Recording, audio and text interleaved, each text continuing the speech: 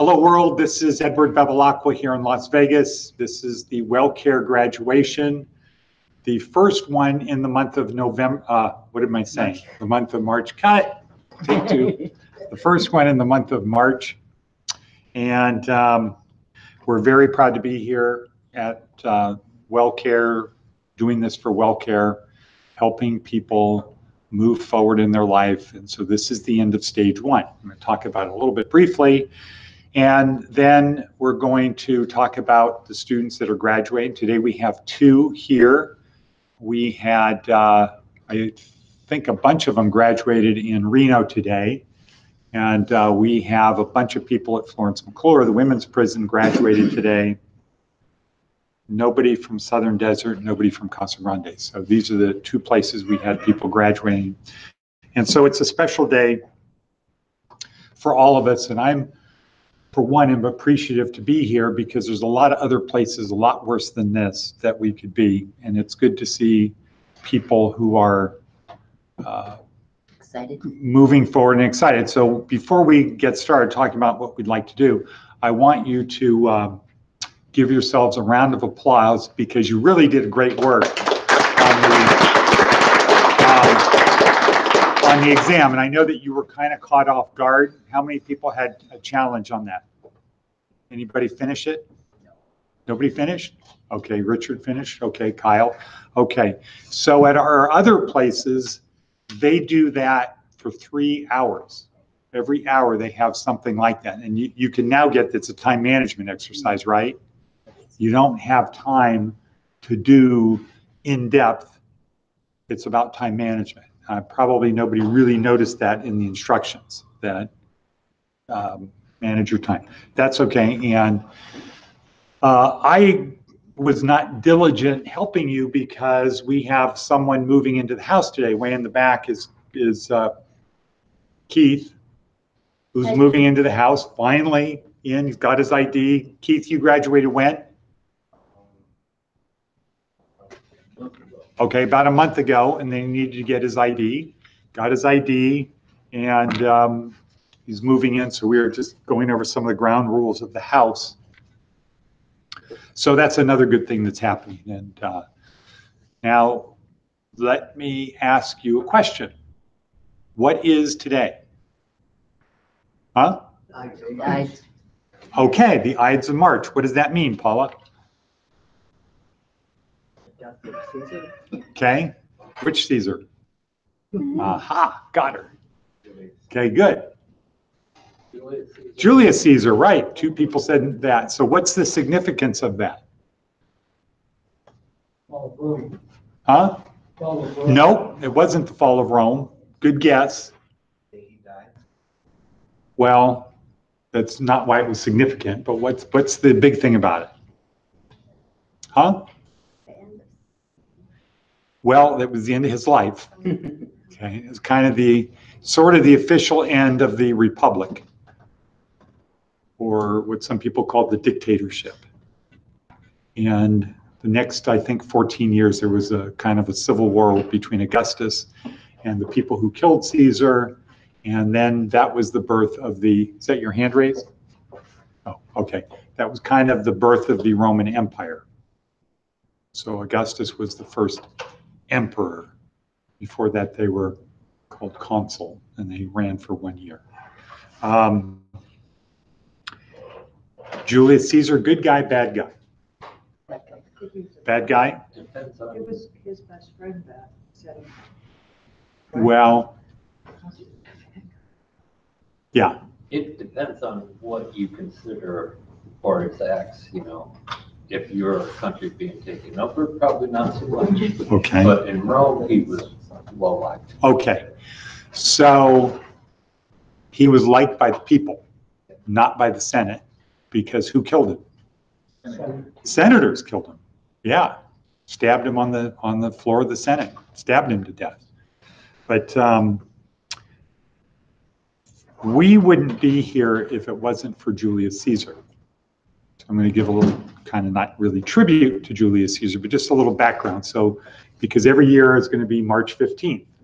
And it would be kind of good, cool next year They say, oh, Julius Caesar. Yeah, I remember we talked about that last year. And if you look like you know what you're talking about, that's the first law of power, which is what? Anything to do what you want to do. Well, that's what power is. We haven't gone over the laws of power here, but yes, in the back. Perceived is power. Power perceived is power achieved. So if people think you're smart, how are they going to treat you? Yeah, as if you're smart, if they think you are. So Julius Caesar was born to a noble family that had no money. And he was a pretty smart guy, got married young. And at that time, there was a lot of trouble going on in Rome, some factions, these guys and those guys, kind of like today, the Republicans and the Democrats, where there was a lot of bad stuff going on. And one of the guys that was in charge basically said to Caesar, I think it was Marius, you need to divorce your wife because I want her. Or your choice is we just kill you and we take her. We do it that way. So it's your choice, the hard way or the easy way. So he had to give up his wife. He went in the army when he was young. And back in the days of Rome, the idea was if you were in the army for 20 years, then you got to retire and they gave you land. And so that's kind of how it was. It's not like how it is here where you go in for 4 years. You go in for a long time. And if you wanted to be in politics, wanted to be a political leader or somebody in the Senate who did something good, you also went into the army. And the idea was the people who need to defend the country are the people who own the land because they have the most at stake. So if you're not willing to fight, you really don't have a claim to keep your land. And also you would be able to say to other people, look, I own land. I have a lot more to lose than you do. So I want to make sure this thing is run right because I could lose everything. So that was the Roman system. So he got in the military and he was pretty good. He was a smart guy, but he's also a very good horseman. And so he could ride his horse without his hands, and he could do a lot of stuff. Very good horseman. He was also a good orator and a good lawyer. So he's also a lawyer. And he's recognized as being the second best lawyer in Rome, ancient Rome. Who was the first best? What? Well, we're talking about Julius Caesar. Who was the first best? Everybody knows who it is. Cicero. People have heard of Cicero? Okay. But his name wasn't pronounced Cicero. Anybody here from Illinois? Where's Cicero? Chicago. Is it? Is it near Chicago? Suburb? Yeah. Okay. Oh yeah, you're from Chicago. Well, his name was pronounced Cicero. So if you really want to impress people, don't say Cicero, say Cicero, not the city, but the guy. So he was recognized as the best attorney in Rome, the best lawyer in Rome. Julius Caesar was number 2. And Julius Caesar was accused of being ambitious. So the Senate said, let's send this guy over the Alps into Europe to, Gaul, Germany. Let's send him over there and, he's going to be out of here. He's going to be out of our hair, probably end up getting killed. Maybe he'll just decide to retire up there. And so Caesar was there for about 10 years fighting all the barbarians. But he didn't want to be unknown. He didn't want to be forgotten. So he decided to write a book. And every week he would be dictating his book as he's riding on his horse. And there would be 2 scribes writing down what he said. And then they would send it back to Rome. And the people of Rome would be saying, okay, is the new installment in from Julius back over on the other side? Is his book out? Or, is the new chapter? So it's kind of like a People magazine thing. And the book is a very readable book. It's called The Conquest of Gaul. So it's Caesar's stories while he was out there conquering the different people. And he's the first guy that went to Great Britain. First Roman to set foot in Britain. Didn't last there long. People were kind of wild, savage people. wasn't a lot there for the Romans. But when they were in Germany, they had problems with the Germans, the Goths, the barbarians, on the other side of the Rhine River. And these people would come across in little boats and kind of harass the Roman settlements, but they couldn't come over with an army. They couldn't really do much damage, but there was a lot of harassment. And what Caesar decided to do was to build a bridge across the river, which had never been done. And you might know that the Romans, one of the great Roman achievements was concrete. Anybody know that? So like the Colosseum's over 2,000 years old, and it's made out of concrete. Well, the Romans knew how to, they kind of mastered, perfected concrete. And one of the things about concrete is you can pour it in water and it'll work if you do it right. So he built a bridge across the Rhine River. And every day the Germans would go on the other side and just watch. They'd kind of have picnics watching the Romans build this bridge. It was like, no, they can never do it. That river's been there for 1,000,000 years. They're never going to build a bridge that can cross. They're never going to be able to do it. It's impossible. So it'd be like building a bridge across the Mississippi River. If anybody's seen that, what does it look like when you're standing on one side looking at the other side? Huh? Yeah, it's long, it's wide. So all Roman soldiers were also engineers and workmen. Every day when they would march, they'd march about 20 miles, and then they would set up a whole camp with, kind of like a fort with the wall around it, nice restrooms, dining area. They'd build a Roman candle in the middle. Anybody know what that is? Roman candle? No engineers in here? Well, it's a contraption that's, say, square, I don't know, 10 feet across, maybe square. And the bottom, there's no, the sides are covered starting from maybe here up, and the top is not covered. And you fill it up with wood, and you light it from the bottom, and the light, the heat that comes out of there, the flames are all concentrated. So it's like a huge street light. Provides light for the camp, and it's tall. And so they would build this thing, and in the morning they would tear it apart because they didn't want the people there. So Roman infantry were builders, so they could build a bridge, not a problem.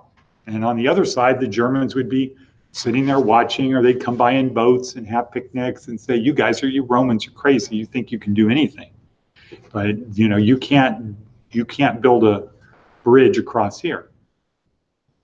Well, they did it in like 2 weeks because there's 5,000 guys building this bridge. And as soon as they built the bridge, then the Roman army came across the bridge. And Julius Caesar was at the head of the army on his horse, and he got off in Germany.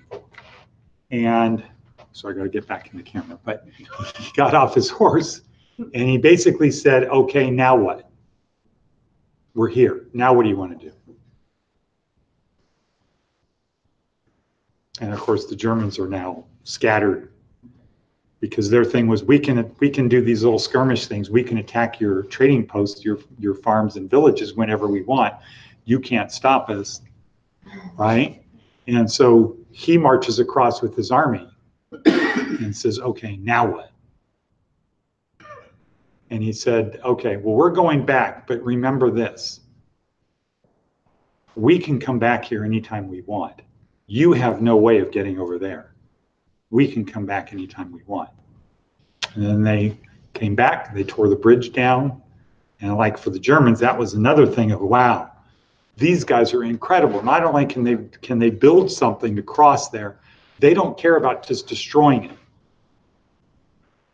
We got to take these guys seriously.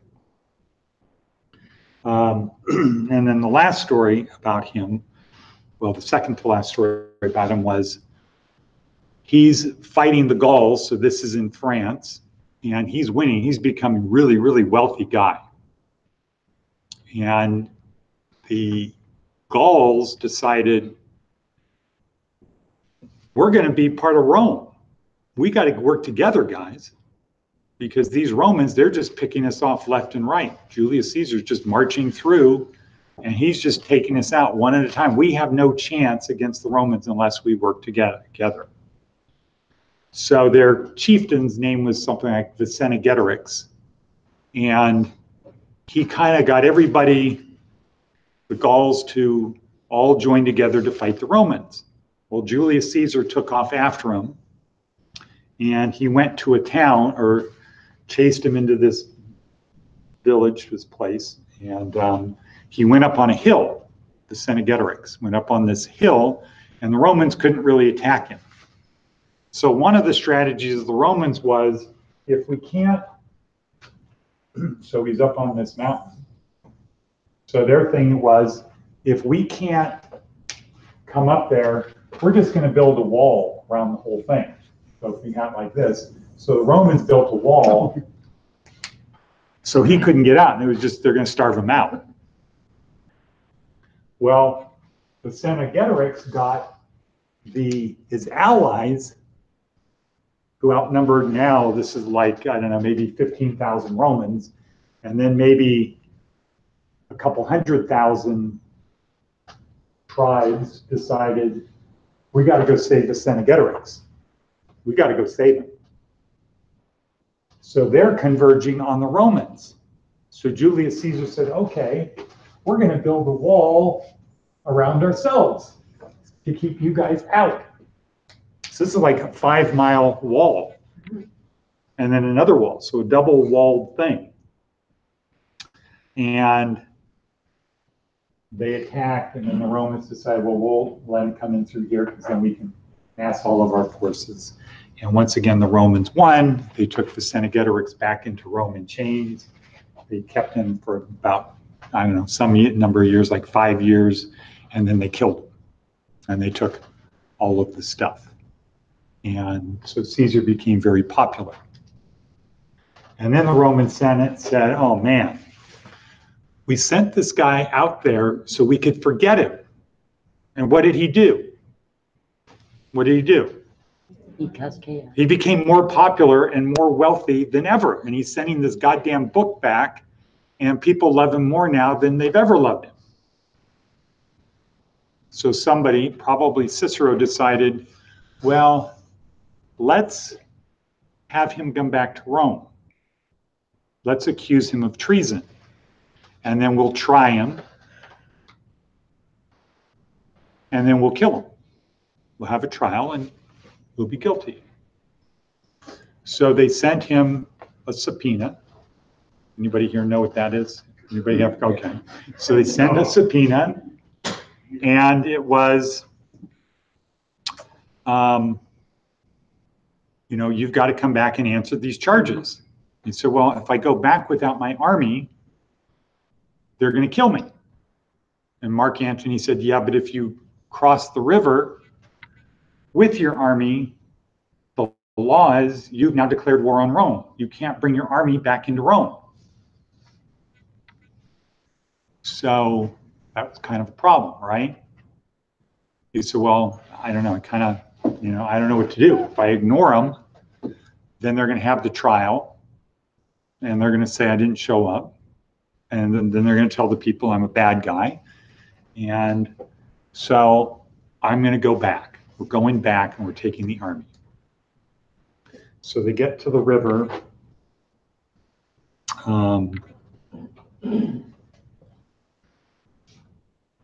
Well, I can't remember the name of the river, but they get to the river.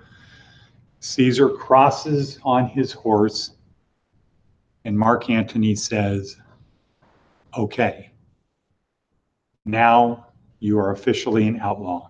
Now the things they've charged you of are true. And Caesar said something that I think it might be in the books, right? That is famous, and this is a thing you're going to want to know. You're going to want to keep track of this, so you might want to write it down in your book. What was it? Right. So Caesar said,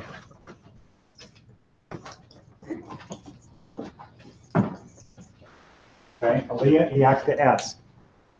Alia e acta est. Which means what, Andrew?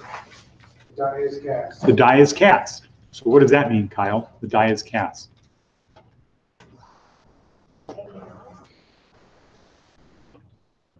Okay. The dice are thrown. Okay, so a die is one dice. So dice is two, right? A die is one. So he said, okay, the die is cast. It's in the air. We don't know what's going to happen. We're going to see what's going to happen.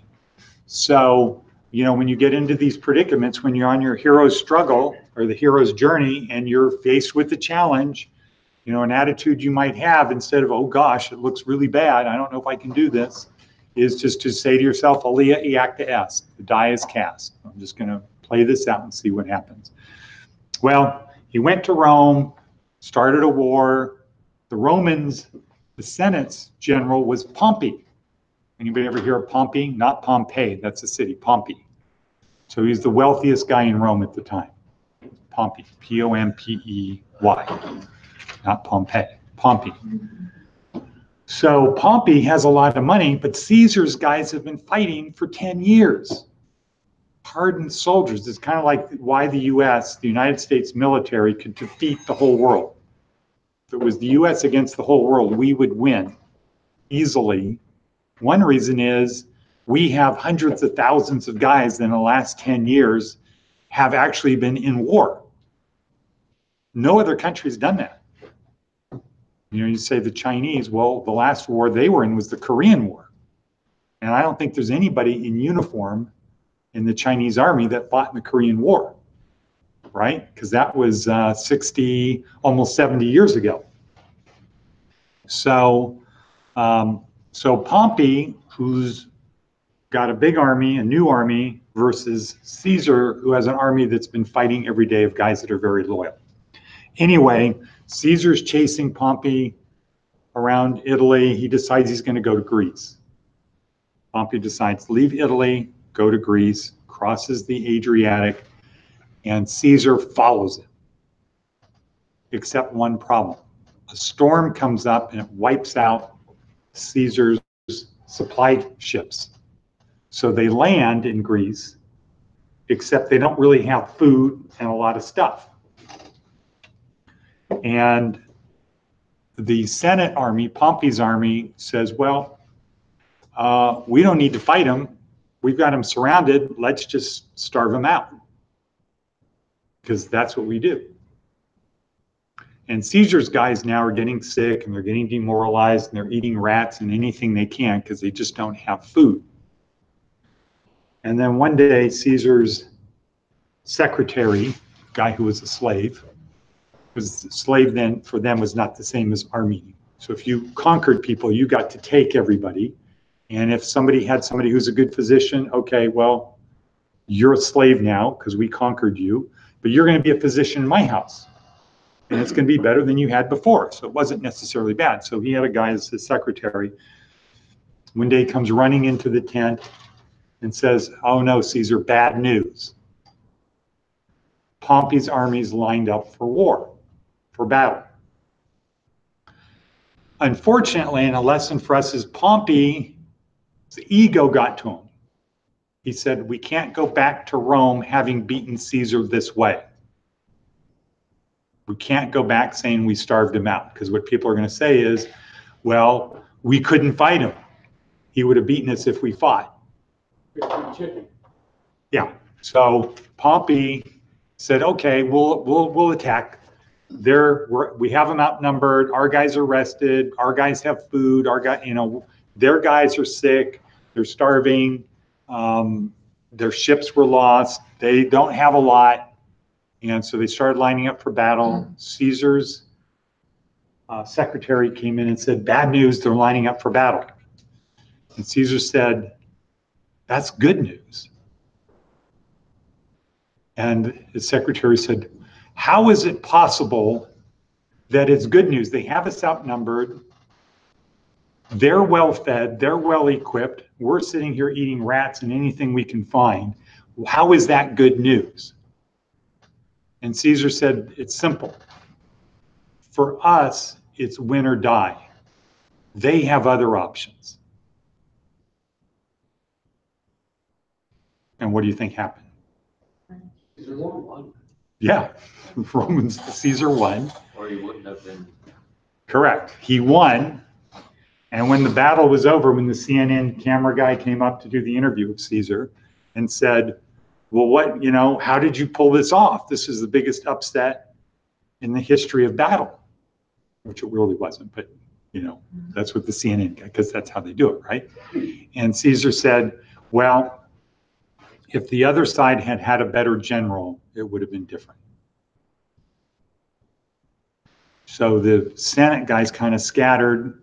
Pompey thought he'd go regroup in Egypt. He went to Egypt, and instead of doing that, they killed him.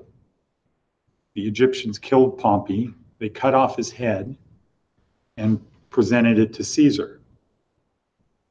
And Caesar now went really batshit crazy and said to the Egyptians, who do you think you are? This was a consul of Rome. Who do you think you are to do that to a consul of Rome? I could burn this place to the ground right now for you to think that you can do that to a Roman. And they're like, oh, okay, sorry. What do we need to do? So Caesar was, that's the kind of guy he was. Now, what is the name of our calendar? What's the name of our calendar that we use today? Yeah. Roman. Nope. Okay, it's the Gregorian calendar. So can you fact check this, Lauren? Gregorian calendar, when did it first start getting used? Okay, so it was under Pope Gregory. And I think it was, 14 or 1500s. We'll find out the exact date. What was the calendar called before the Gregorian calendar? Book. It was called the Julian calendar, after Julius Caesar. So the calendar the Romans used had the same 365 and a quarter days, but it was off by like how many minutes? Okay, so when was the Gregorian calendar introduced? 1582 and Pope Gregory. Okay, so 1582. So for about 1600 years, the Julian calendar had been used, but it was off by how much? I'm just scratching. Okay, how much? How much was it off by? Tick tock, tick tock. This is easy. This is Scott. This is easy. We got all the tools here. We couldn't do that years ago. We had to get a book.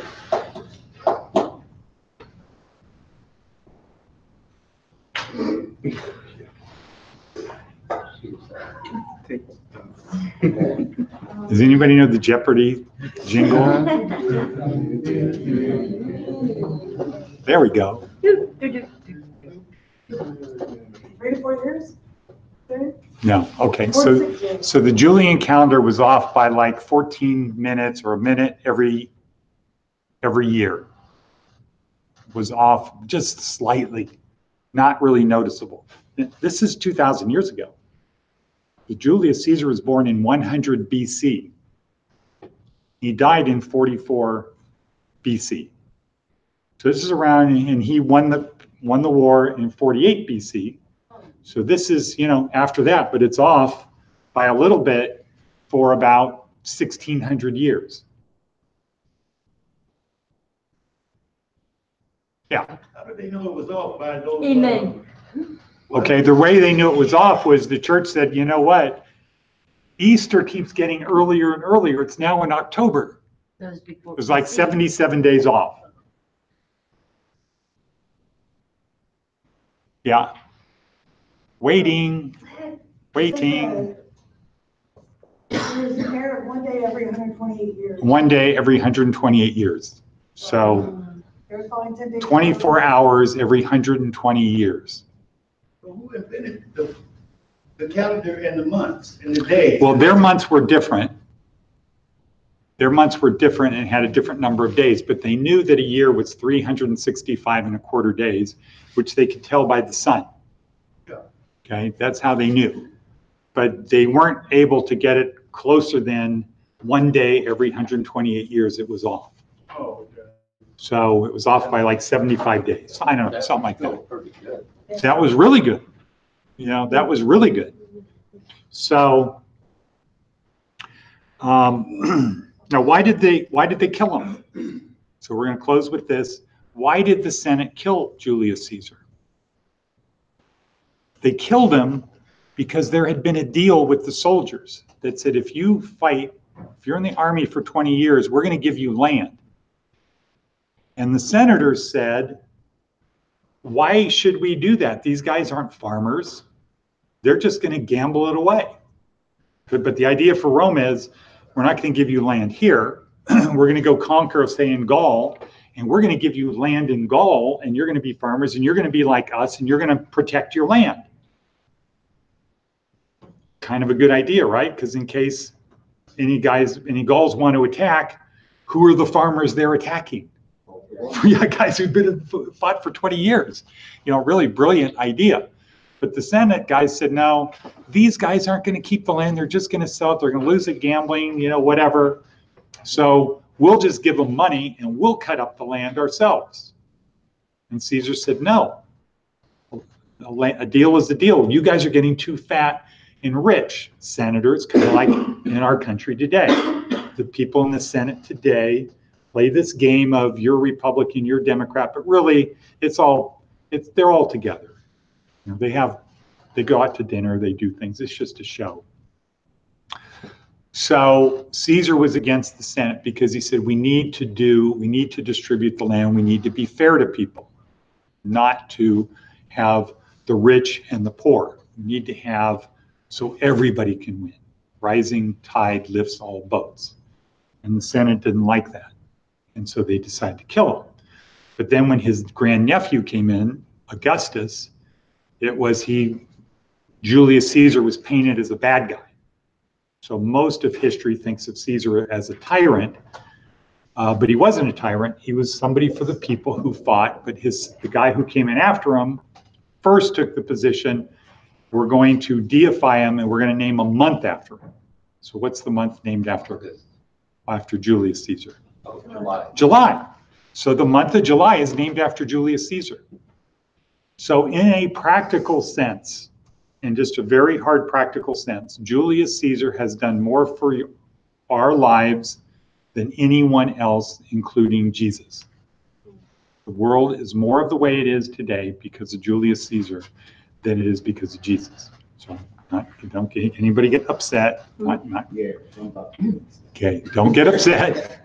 Don't get upset. It's just he's had more of an impact than anyone else. Seems like a Donald Trump. Well, he was a womanizer. He was a womanizer.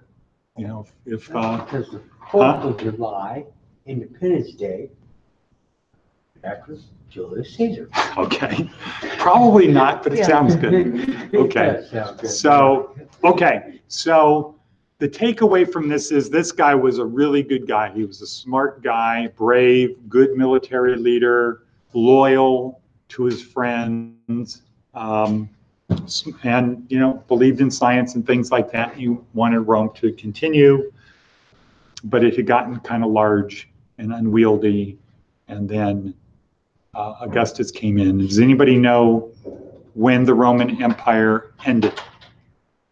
Anybody know when it started? Anybody know when it started? Okay, the city of Rome was founded in 753 BC. And Rome was sacked in 476 AD. So that's like 1,200 years for Rome, the city of Rome. Yeah. Wasn't there an old saying, all roads lead to Rome? Yeah, well, it's still. And there's a lot of those roads still exist today, the Appian Way. But before Rome collapsed in 300, about 170 years before that, they decided we need to have two capitals. One in Rome and the other in Turkey, called Constantinople. So the Roman Empire was the Western Roman Empire and the Eastern Roman Empire. And the Eastern Roman Empire lasted until when? About 1400. So that means the Roman Empire went from 750 through, not empire, but the Romans were a dominant player in the world from 750 BC to 1400 AD, about 2,000 years. And so, Mike, you probably know about Constantine regarding creation of the Bible, right? A little bit. Okay, so the New Testament was created at the direction of Constantine, the Emperor Constantine, who said, you know what, we got to have some organization here because every one of you churches has your own version of what Jesus said, and everybody's got different gospels and different versions of the gospels, and we're just going to come together here in Nicaea, and we're going to agree on what the New Testament is. And that's where the Christian Bible came from, was from Constantine saying, we just got to have this structure because you can't have your version of the Gospel of Mark, and you have a different version, you have a different version. We got to have one version. You know, we can't have all of these different Gospels. We got to agree this is what it is. And so anybody in here Catholic, was Catholic, so what do they say in church on Sunday? The Nicene Creed, right? I believe in one God, the Father Almighty. Okay, so that's what came out of Nicaea, and that's what the church is all about. And because they did that, we're here to celebrate for everybody today. So everybody should feel very happy that because of Julius Caesar, we ended up being here today. That's pretty cool, right? With people graduating. Yeah, woo-hoo. Aren't you glad Yes, I you're am. graduating because of Julius exciting. Caesar? Okay, so, and our government is modeled after the Roman government, where you have a Senate and you have the People's House. And ours is called the House of Representatives. In Rome, it was the Assembly. And so what we have is modeled after the Roman system. In fact, you know what? Our money, we have Latin, right? Everybody know that? There's Latin on our money. And our national bird is what? Eagle. What was the Roman national bird? Eagle. Yeah. So we kind of copied what they did. And in the 1700s, that was only 300 years after the fall of the Eastern Empire in Rome. And they all saw it as that wasn't very long ago. We don't really have a good sense of history. Building the wall too, yeah. Huh? Donald Trump wants to build the wall, and they build walls. Okay. Yeah. Well, and the Romans built a wall across Britain called Hadrian's Wall to separate the barbarians in the north from the civilized people in the south. So, okay, so let's see. So Nicole, if you want to write this down, I can't tell how long we've been going, but I'm going to restart. So when we send the version to WellCare, they don't have to get the whole history lesson. Why it's significant, why today is a very significant day in the lives of everybody. And it's kind of too bad that they don't teach this in school, but next year, maybe on the 14th or the morning of the 15th, you can go do a little Google search to remind yourself of who Julius Caesar was. He was a very good guy. He was really a good man of the people. Okay, so we'll take a deep yoga breath, restart. You ready, Emerald? Yes. Ready? Ready? Okay, good. Okay, so can we get the count? You got to say it out loud. Action. Okay, so hello world, this is Edward Bevilacqua here in Las Vegas at WellCare, and we have a graduation today on March 15th, the Ides of March. We have a couple people graduating here. We have people graduated up in Reno. We had some women at the Florence McClure Women's Correction Center, the women's prison in Nevada, where we have a classroom. Some people completed there, graduated. They didn't actually graduate. We didn't have a ceremony, but they graduated there. And nobody at Southern Desert and nobody at Casa Grande. But today is the special day for two people who've been here for 4 weeks, and we want to acknowledge that. Okay, thank you. Good. So we do this for WellCare because WellCare wants to help people, not just immediate issues, but to help people get back on track. And we happen to be very good at educating people who we just affectionately call struggling adults. That's what we do. We're good at it. We've been doing it for a long time, doing it in the prisons. Been doing it, the school started in 1989 as Larson Training Centers in California. The guy who started was a guy named Dale Larson. And he had a simple goal, which was for parents to be able to buy tennis shoes for their kids. So we set up an adult vocational school, and it was mainly people that went there were injured postal workers, injured TSA workers, folk rehab veterans, and unemployed people. And the school was recognized as a very good school, vocational school for people who had been working. In 2011, our group of people came along and said, well, if we're going to help the people who need help, why don't we help the people who need help the most? Let's focus on people who've been to prison. Because once you've been to prison, life is not good. It's a high recidivism rate. It's hard for people to get back on their feet. And Nolan Bushnell, who I've known for a long time, because I was in the vending machine business, and he's the founder of Atari Chuck E. Cheese, was doing an education program. And Nolan decided that this was a great opportunity for him to change life as we know it a third time, which was through education, and helping the people who need it the most get an education. So Nolan created a curriculum, the no grades curriculum that we have here. But not just that, it's also to get people skills for jobs that are going to exist in the future. Because the future is going to be very different from the present. And one way to check that is to say, 10 years ago, before there were smartphones, was life different than it is today? And it was really different. If you think about it for a little while, like what was your life like 10 years ago before you had a smartphone? Maps, couldn't do a lot of stuff that we take for granted today, couldn't even do. Nobody even thought it was even possible to do banking, buying stocks, dating, Uber, all of these things. Well, the changes that have happened in the last 10 years, those are nothing compared to the changes that are going to happen in the next 10 years. And a big thing in the news today is the Hyperloop.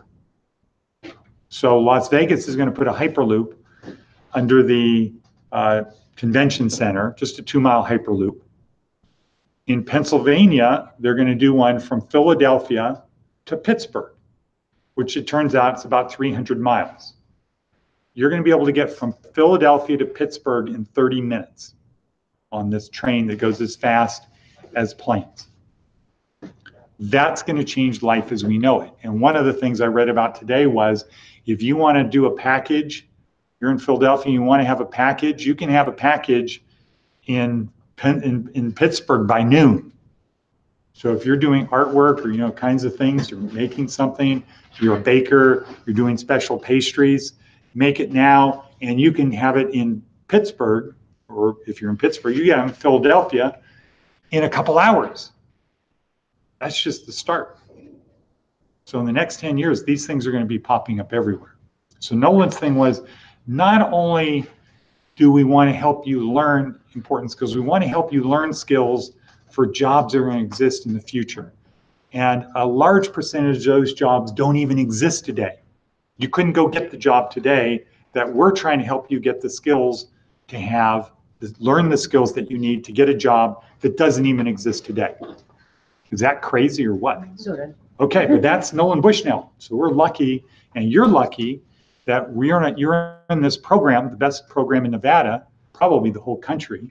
And we're the only school in the country that has classrooms in prisons the way we do with computers, teaching people the internet. But so the thing is to help the people who need help the most and help them get skills for jobs that don't even exist today, but that are going to be the common job, standard type jobs in the future. So, that's what we do. And this is stage one of that. You're in stage one. 2 people graduating today are in stage one, and they have the opportunity and have been invited and are going to be going to stage 2.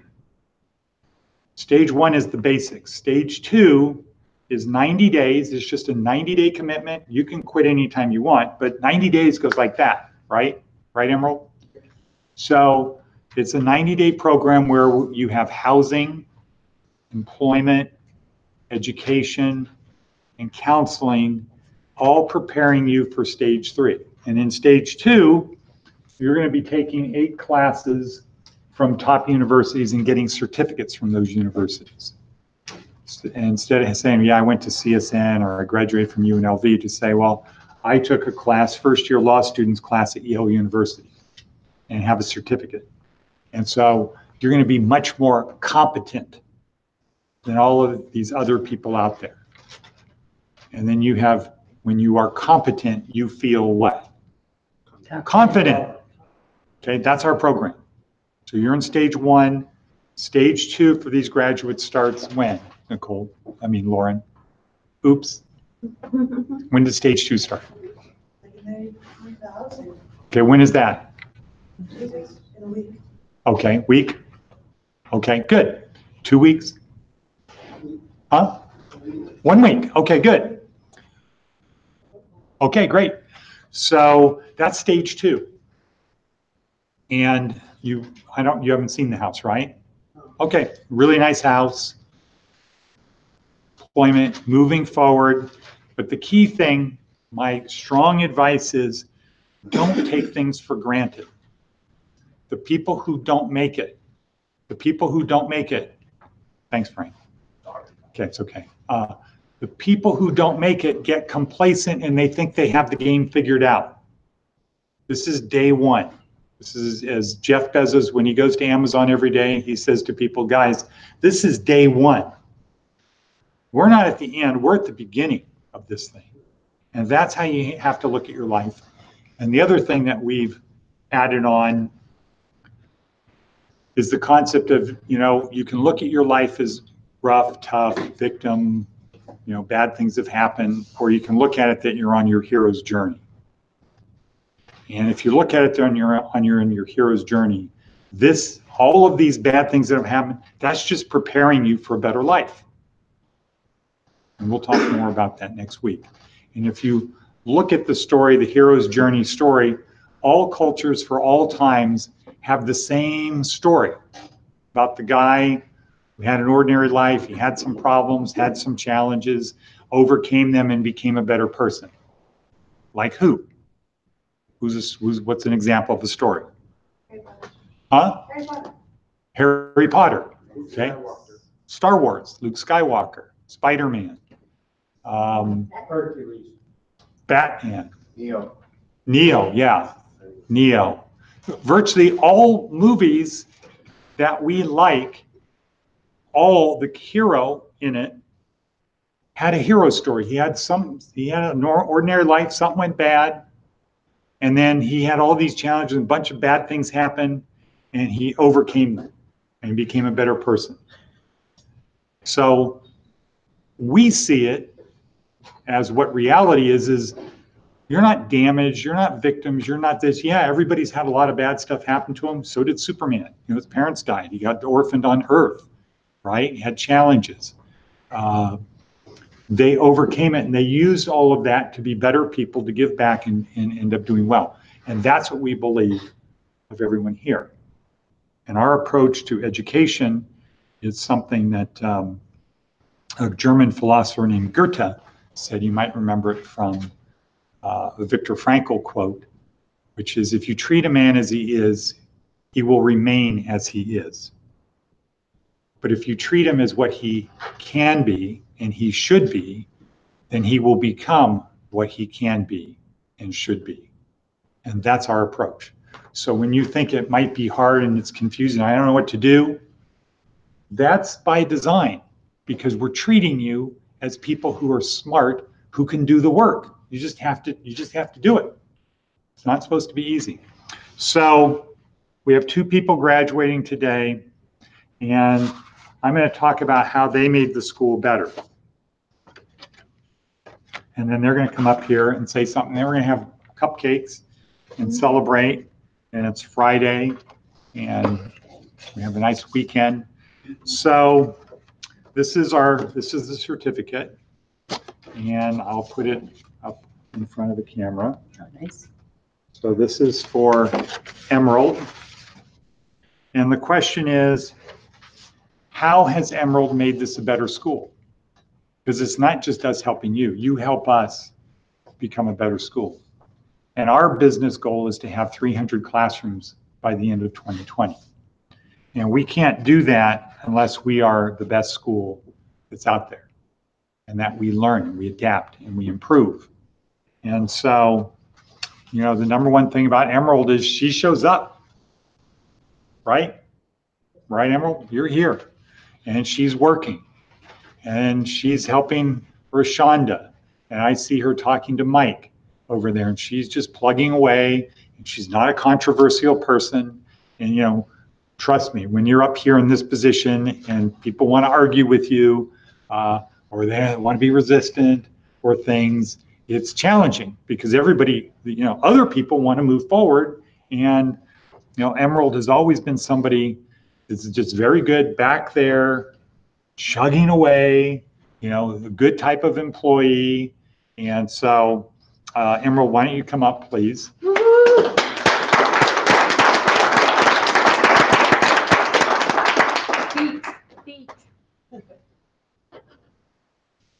So congratulations. Thank you. Here you go.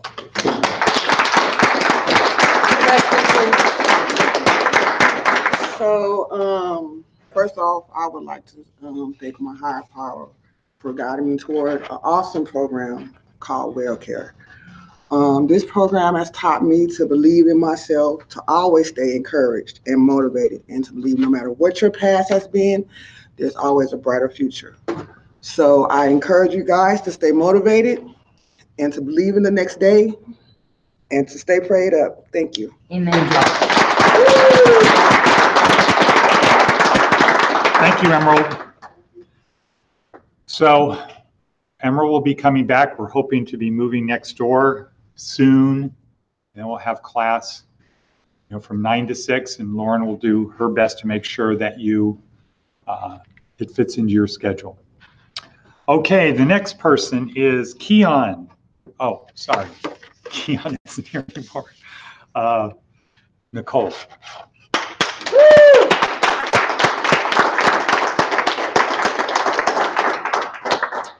Like Emerald, Nicole has shown up. You only missed a few days, right?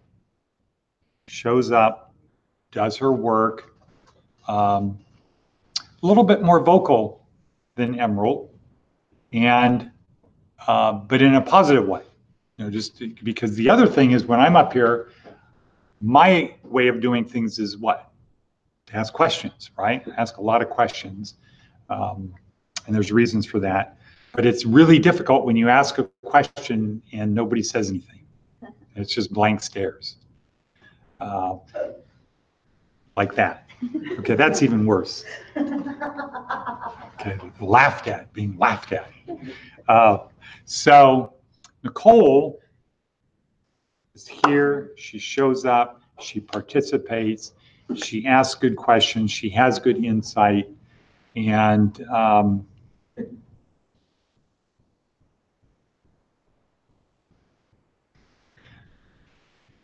okay, so It's silence. awkward, okay. So, And we're proud of her. okay, so wait, but I'm not done. Okay. I'm not done, I'm just waiting for Lauren to stop laughing back there. This will be cut out of the final version. Okay. So Nicole has been somebody who shows up, participates, can argue a point, ask for clarification, will ask follow-up questions. And, you know, that's a good thing. And then when you know there's somebody, when I'm kind of my eyes scanning around the room and I look over at Nicole, I can get an idea whether, you know, things are going in the right direction or she's going to ask a question about it. And so that's really good. That's important because our thing is to help you learn, not to teach you. Our job is to help you learn.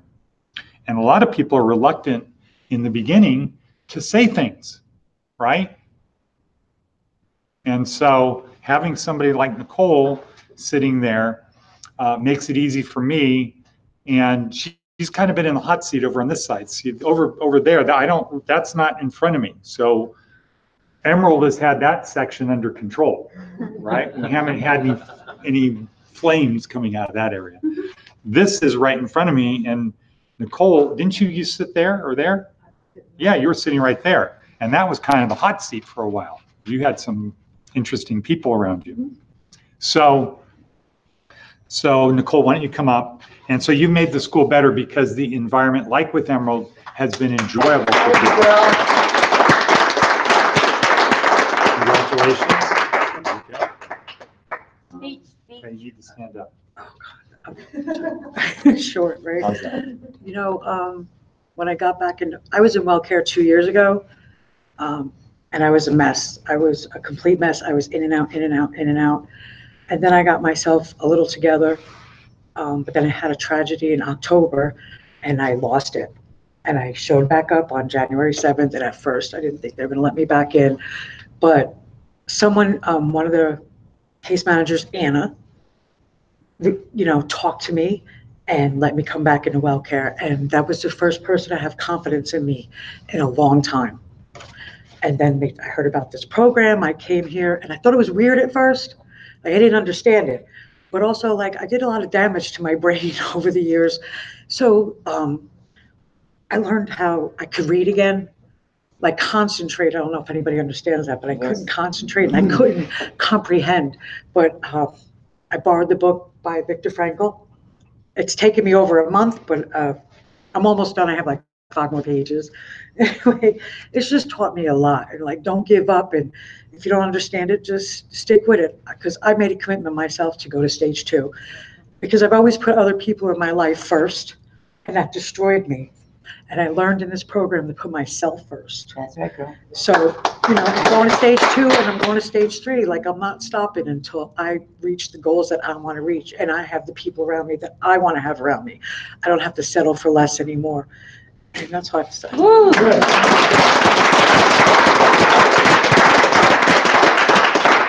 Thank you, Nicole. Hank, you want to come up and say something? Dun, dun, dun.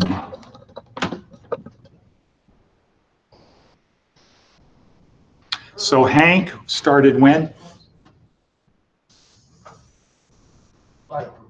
January, and graduated in February. Okay, come on over.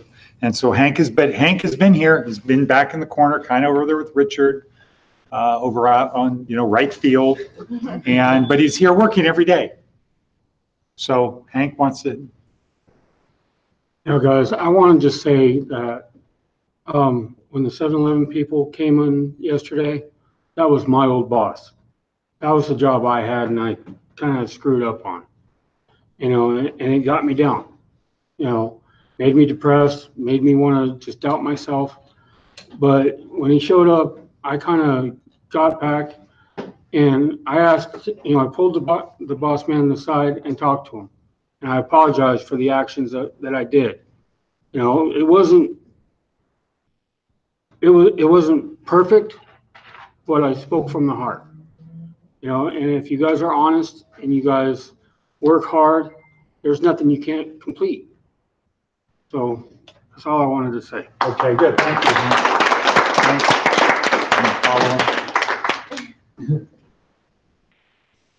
Okay, so now we have Andrew, who's going to do his thing. So Andrew was a student here. When did you get to WellCare? When did I Arrive at WellCare? It was beginning of November. Okay, and got in first class? In our class, you came December 11th. Okay, So we got a week after we started. And Andrew was a guy that was participating, went to stage 2 in January, right? And has been doing his thing. He comes up here. He's been a great performer at one of our employers. So Andrew, why don't you come up once again and the people. So when I started at WellCare, I didn't know what to expect. I didn't know where I was going. I didn't know what direction my life was going in. But I knew that had it not been for WellCare, my life would not be where it is today. I would not be on the path I am today. And definitely my life would be a mess without WellCare. So when you guys are, out here doing your, doing your work and everything, and I'm sitting there doing your notebooks, I see the improvements that you guys make. And I hope that you guys keep improving and keep moving forward so that someday I'm not the only one up here coming up and saying, hey, that, WellCare did this for me and did that for me. So you guys keep going, stick with it, because it only gets better from here.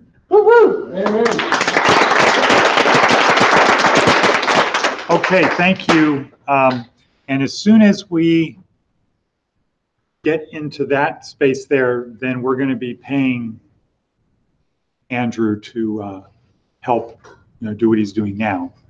So that will be a good thing. We're just waiting for that day. So I again want to thank WellCare, thank everybody here on behalf of WellCare for your participation.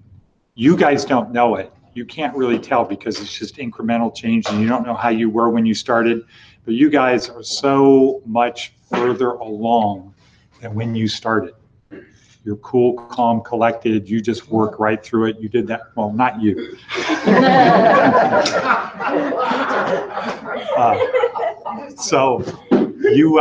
So congratulations. Let's give ourselves a hand one more time. You want to say cut?